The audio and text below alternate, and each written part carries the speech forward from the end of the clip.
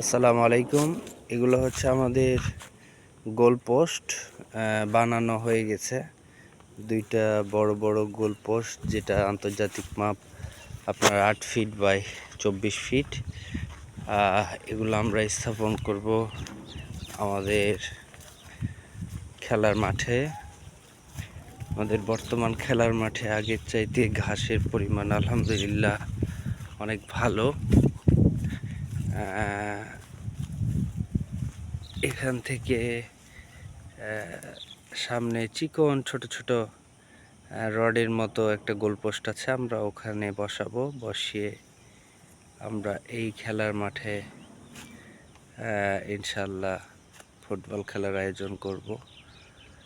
তো সেক্ষেত্রে বলা যায় সামান্য একটু মাঠ উঁচু নিচু থাকলেও খেলার পরিবেশটা আগের চাইতে সুন্দর হবে।